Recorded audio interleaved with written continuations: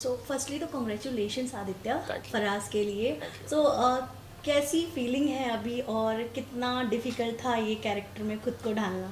फ़िलहाल तो बहुत ही बढ़िया लग रहा है क्योंकि लोगों को पिक्चर पसंद आ रही हैं, परफॉर्मेंसेस पसंद आ रहे हैं। जो एक्चुअली हम कहानी के थ्रू कहना चाह रहे हैं वो बात भी व्यक्त हो रही है ऑडियंसेस को, तो बड़ा ही अच्छा लग रहा है। As far as the role goes, of course हर रोल अपने आप में कठिन होता है, लेकिन आप समझ सकते हैं ऐसा रोल जो मतलब मेरे रियलिटी से, मेरे पर्सनालिटी से इतना दूर है, तो काफ़ी कठिन था ये रोल निभाना, किरदार निभाना। लेकिन हंसल सर थे ही पहले से, उन्हीं का आइडिया था कि मतलब हमें इसको ह्यूमनाइज करना है, इसका थोड़ा जैसे कहते हैं वो लेयर्स ऑफ ब्रूटैलिटी के नीचे जो ह्यूमैनिटी होती है, जो इंसानियत होती है, वो भी थोड़ी सी व्यक्त करनी है। तो फिर वही हमारा इरादा था पहले से ही। स्क्रिप्ट में भी पहले से ही वही बातें लिखी हुई थी, वो नुआंसेस प्रेजेंट थे, मौजूद थे। जैसे मतलब जो स्क्रिप्ट जो राघव कक्कड़, कश्यप कपूर और रितेश राज सर ने लिखी है, तो था कठिन ज़रूर, लेकिन एक बहुत ही जिसे कहते हैं इनलाइटनिंग एक्सपीरियंस था। बहुत कुछ सीखने को मिला। आज जवान लड़के कैसे रेडिकलाइज होते हैं वो तो हम मतलब काफ़ी टाइम से देखते आए, लेकिन आजकल के मॉडर्न डे में भी उन पे कैसे ये असर पड़ता है और ये क्या कर सकते हैं, वो देख के, वो समझ के, वो सीख के काफ़ी हैरान भी हुए। लेकिन मतलब अभी काफ़ी काफ़ी कुछ सीखने को भी मिला इंसानियत के बारे में और हमारी सोसाइटी के बारे में भी। जैसे कि ट्रेलर में देखने मिल रहा है कि आपने काफ़ी गन का यूज़ हुआ है। सो वो गन को पकड़ना उसके लिए जी भी काफ़ी प्रैक्टिस लगती है। सो आपका वो दौर कैसा रहा जी, तो प्रैक्टिस का? वो सुनील रॉड्रिगेज सर जो एक्शन डायरेक्टर है हमारे, उनकी टीम के साथ हमने काफ़ी वर्कशॉप्स किए जिसे कहते हैं। वो गन तो देखिए एक बात होती है, वो गन पकड़ने का जो टेक्निक होता है वो तो सब वो आप सीख सकते हैं एक दो सेशन में। लेकिन वो जो समझ बदलनी पड़ती है हमें कि हम जो भी जब भी सिनेमा में गन देखते हैं तो वो ऐसी कोई बड़ी बात होती है नहीं। मतलब वो it is not treated with the same danger and reverence के आप जो रियल लाइफ में अगर किसी कमरे में जो अक्सर गन ना हो, वो रूम में गन दिखाई दे किसके हाथों में, और स्पेशली किसी थोड़े मतलब किसी इंसान के हाथों में जिस पे आप विश्वास नहीं करते हो, तो वो बहुत बड़ी चीज़ होती है। वो बहुत डर लगता है और बहुत पावर होता है वो गन में। वो चलाए नहीं तो भी बहुत पावर होता है। तो वो जो चीज़ है ना कि आप एक कमरे में रात भर वो गन पकड़ के लोगों को आप हॉस्टेज रख रहे हैं, तो वो गन की पावर समझना, वो बहुत इम्पोर्टेंट था। और वो एक्चुअली हंसल सर का वही प्लान था, सुनील सर का भी वही प्लान था कि देखिए हम ज़्यादा देखते नहीं हैं, लेकिन ये कहानी में ये बहुत महत्वपूर्ण है, तो ये हमें करना है, ये नुआंस हमें बाहर लाना है।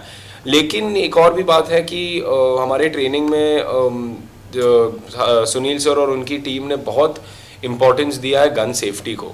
क्योंकि क्या होता है कि आप हम देखते हैं हॉलीवुड में भी, यहाँ पर भी कभी कभी एक्सीडेंट्स हो जाते हैं गन के साथ। Some are very costly in terms of life, in terms of property.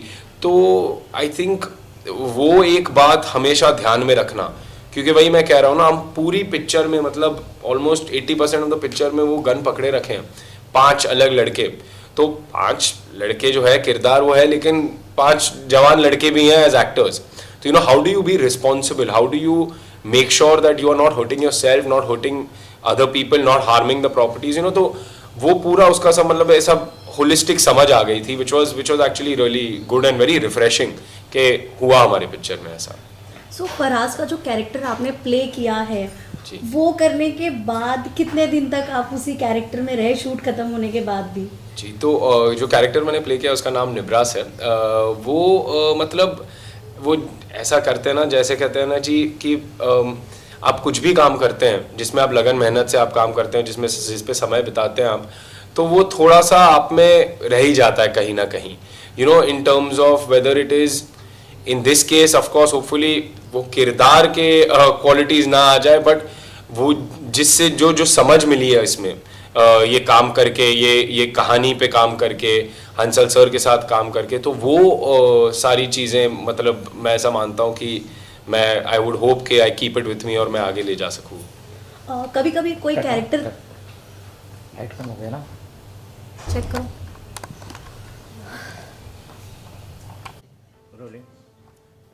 सो कभी कभी किसी कैरेक्टर को करने के लिए काफ़ी स्टडीज़ भी करनी पड़ती है, और ये एक ऐसा कैरेक्टर था जो काफ़ी सेंसिटिव भी है, तो आपको क्या कुछ करना पड़ा इसके लिए? तो जैसे आपने कहा तैयारी तो करनी पड़ती है और मैं तो मतलब बेशक तैयारी करने में मानता ही हूँ। मुझे एक्चुअली जब मैं मेरी बुनियाद अगर सॉरी फिर से ले रोलिंग। तो जैसे आप कह रहे हैं मतलब तैयारी तो करनी ही पड़ती है और मैं तो मतलब प्रेपरेशन में ही मानता हूँ। मुझे एक्चुअली कॉन्फिडेंस मिलता है अगर मैं ज़्यादा प्रिपेयर्ड हूँ, अगर मेरी बुनियाद कड़क है तो मुझे एक्चुअली जब मैं सेट पे उतरता हूँ या स्टेज पर उतरता हूँ तो मुझे तब मैं फ्रीडम के साथ डिस्कवर कर सकता हूँ नई चीज़ें while on stage while on set. लेकिन अगर आपकी प्रेपरेशन स्ट्रॉन्ग ना हो तो आप उसी में अटके रहते हैं, वही सोचते रहते हैं, तो you can not really perform and be completely present. At least that's my process for me. तो इस रोल के साथ भी वही हुआ। हंसल सर ने हमें 1 महीने की लगभग वर्कशॉप कराई थी। हमने काफ़ी रीडिंग्स किए साथ में, सारे जो यंग कास्ट है रेस्टोरेंट में साथ में मिलके हमने रीडिंग्स की। हमने उनके जो हंसल सर के जो पुराने एसोसिएट है इखलाक अहमद खान, जो फिल्म के एसोसिएट राइटर भी है, उनके साथ हमने जो कुरान शरीफ की जो सुराहें हैं या नमाज़ पढ़ने का जो तौर तरीका होता है, या फिर आप जो इंटरप्रिटेशन की बात बोलते हैं कि आप एक ही सुरा लेके आप 1000 तरीक़ों से इंटरप्रेट कर सकते हैं। हमारी पिक्चर में तो 2 बड़े डिस्टिंक्ट तरीक़ों से इंटरप्रेट होते हैं।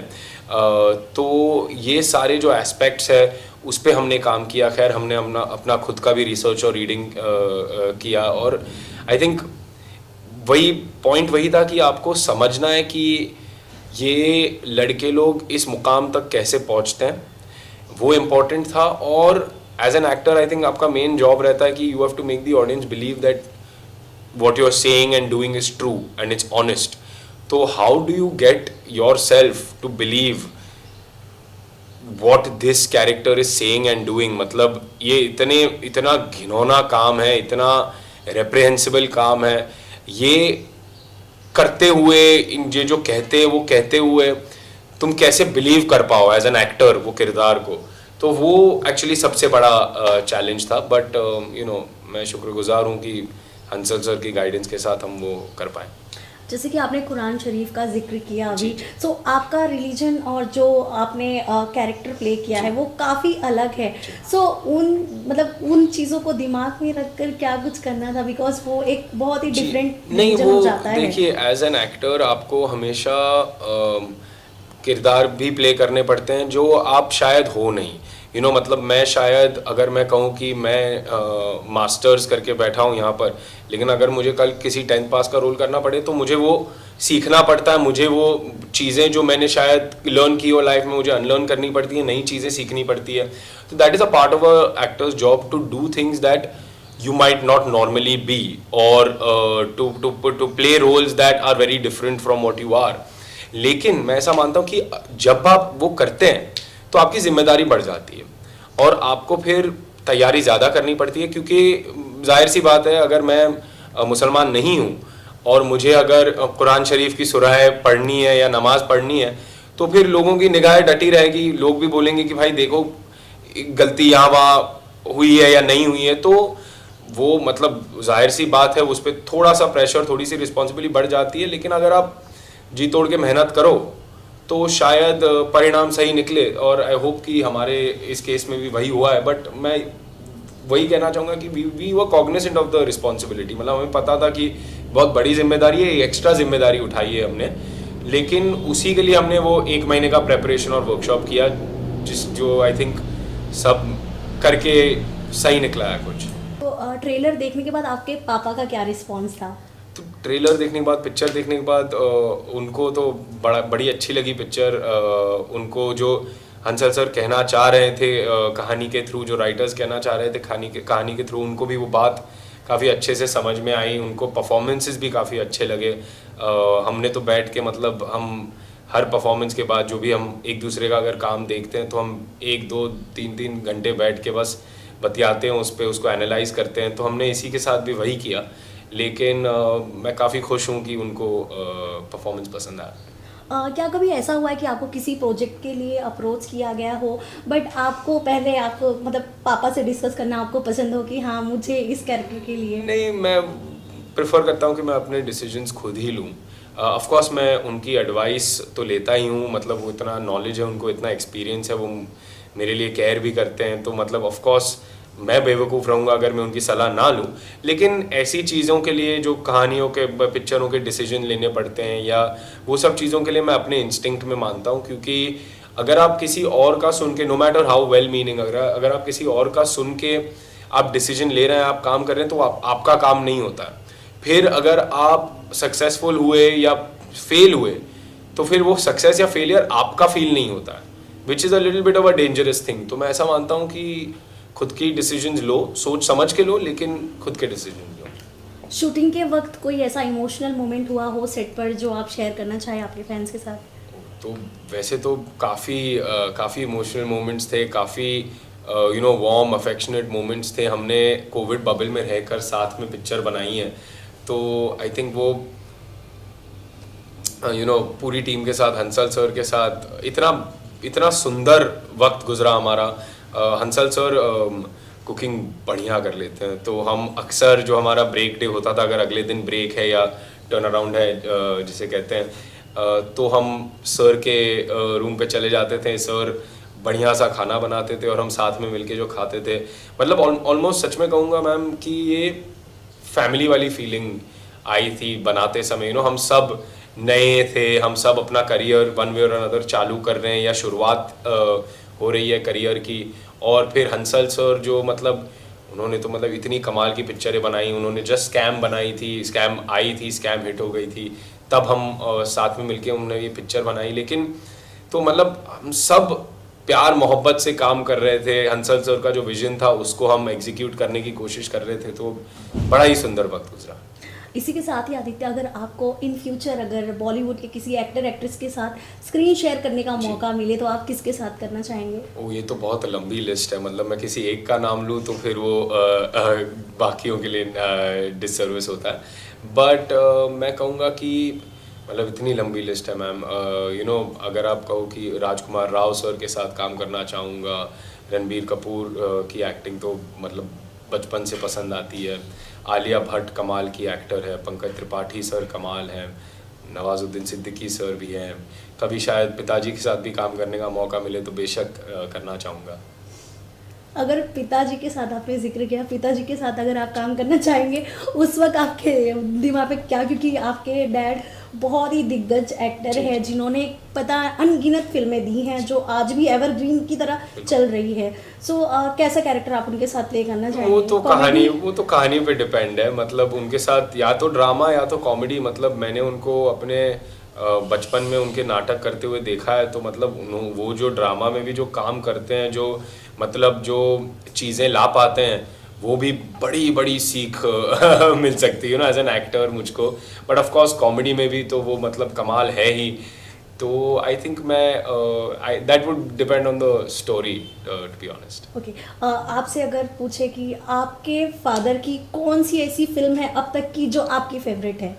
आई वुड से काफ़ी है। अगेन उन्होंने तो आई थिंक 300 से ज़्यादा पिक्चरें करी है, तो काफ़ी पसंद है। बट आई विल से कि मुझे ओए लकी लकी ओए एक ऐसी पिक्चर है जो मुझे बहुत पसंद है बचपन से भी। मतलब मैं वो कहानी, वो लकी का किरदार, पिताजी के जो 3 अलग किरदार है, सिमिलर रीजन के हैं, लेकिन फिर भी उन्होंने जो वेरिएशन लाया है तीनों किरदार में, आई थिंक वो picture out and out master class है। अगर आप कहो डायरेक्शन की, राइटिंग की, परफॉर्मेंसेस की, वर्ल्ड बिल्डिंग की, मतलब और वो कहानी कहाँ से कहाँ ले जाते हैं, वो किरदार क्या क्या करता है, फिर भी आपको उसके लिए पिटी, उसके लिए थोड़ी सी सिंपैथी फील होती है। तो मतलब बहुत बहुत बहुत सुंदर पिक्चर है वो। लास्टली आपके फैंस के लिए क्या मैसेज देना चाहेंगे? नहीं बस आप जब भी जा सको सिनेमा में जाकर फराज देखिए। हमने बहुत मेहनत से, लगन मेहनत से, प्यार मोहब्बत से पिक्चर बनाई है। आई होप कि जब भी आप देखें आपको पसंद आए। Thank you. Thank you so much. हाँ, लुक ठीक है, लुक सही है ना? हाँ, लुक का फिट। हाँ, सेटअप रेडी हो गया।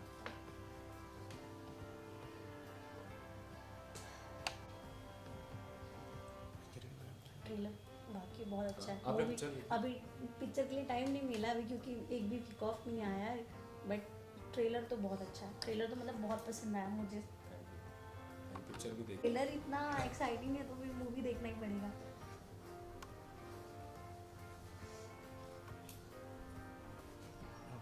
हो गया? Thank you. Thank you